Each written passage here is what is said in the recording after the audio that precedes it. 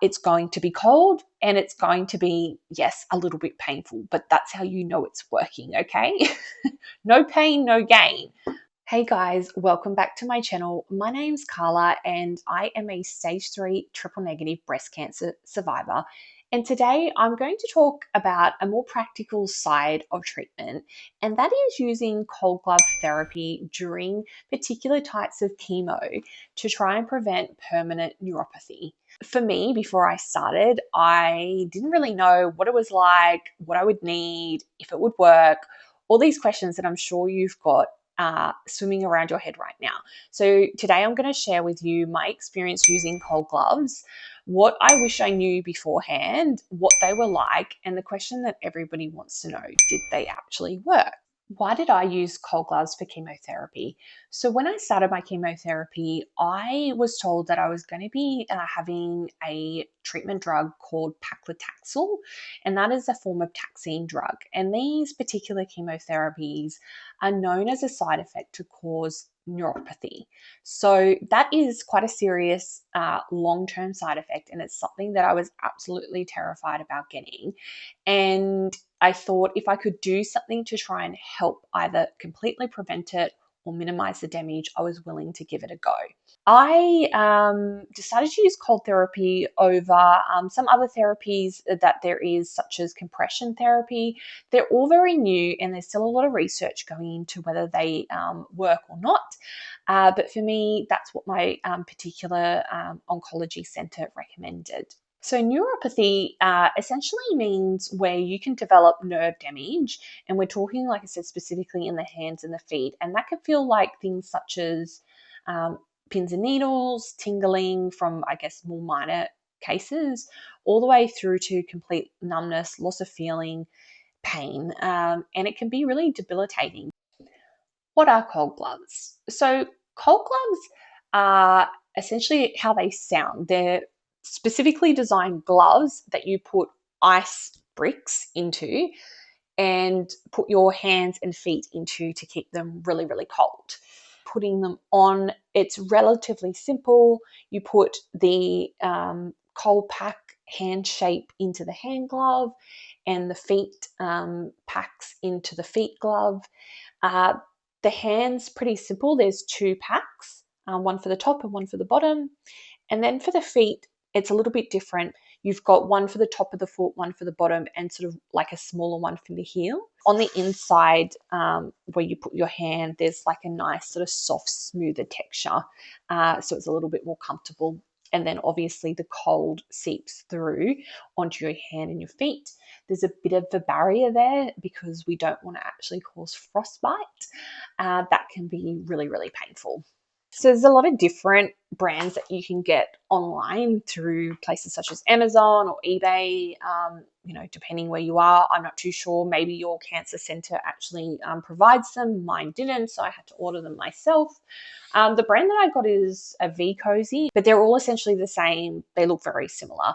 So there is some research that shows that putting ice onto the extremities of your body, so your hands and feet, can help reduce neuropathy in those areas. What we're doing is trying to reduce the blood flow that gets through to those areas, and therefore when you're sitting in the infusion chair getting your drug, you're trying to limit the amount of that drug that's going to those areas and therefore the damage that it may cause on nerves.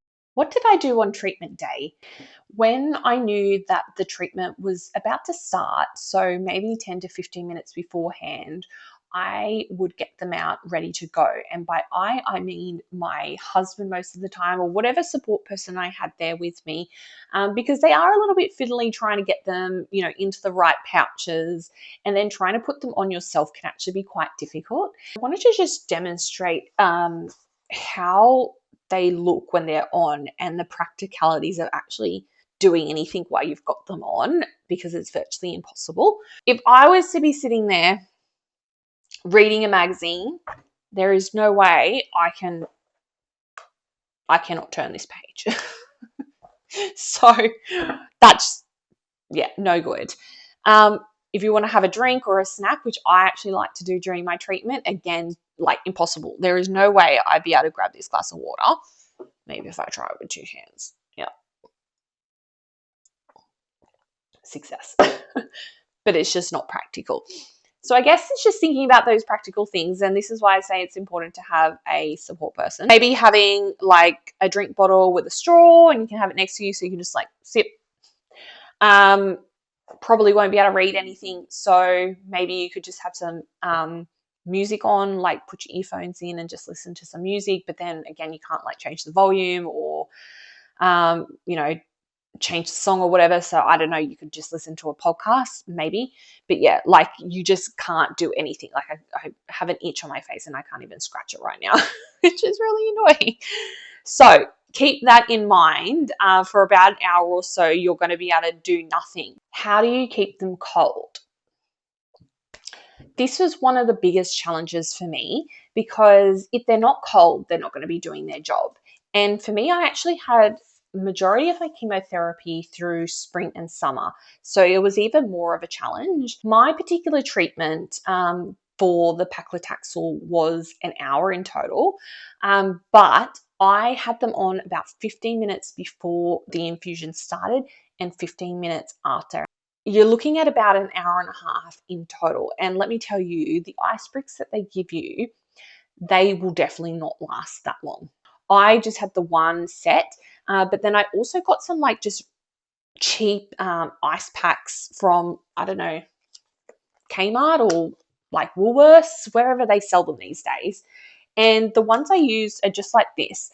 So just these small ones that are flimsy. That's the key. Do not have those hard brick ones. This one will fit no issues into this. Obviously, it's not perfectly shaped, so it's not going to cover the thumb as much, but you can sort of just like scrunch your hand up a little bit in the glove. There was even times that if I felt the coldness wasn't getting through the glove enough, I'd literally just take the ice brick out and put it on my hand. Like I'd sit one like that and one on top like that. So they're pretty affordable instead of buying 2 packets of these because that can get quite expensive. And yeah, I find they work just as good. And then you could take 10 of them if you needed to and just keep them in your cooler bag. How painful are they? I think that's maybe the number 2 question people want to know after whether they work. Look, I guess it depends on your pain threshold. So everybody is different. I think that I've got a pretty high pain threshold. So my memories of them are, yes, they were painful and it was not pleasant. But for me, I would much rather deal with that pain than have neuropathy for the rest of my life. So let's do a bit of a test because it's been a while since I've actually used these. They get cold pretty quickly, so it's starting to get pretty cold right now. Yes, your fingers will go numb. Yes, there is a bit of pain that starts to happen, you know, on the fingertips and, like I said, on the toes.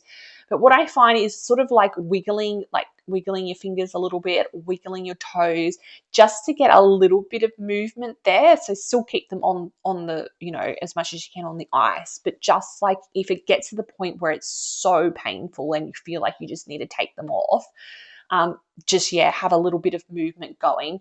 Or if you really need to, I did do this a couple of times, is I actually just did take them off for like maybe 10 seconds just to relieve some of that intensity, and then you can put them back in. And the gloves themselves had a pretty good like layer in between the ice, and you don't want to put too many layers where you actually then just don't get cold enough. The whole point of this is that it's going to be cold and it's going to be, yes, a little bit painful, but that's how you know it's working, okay?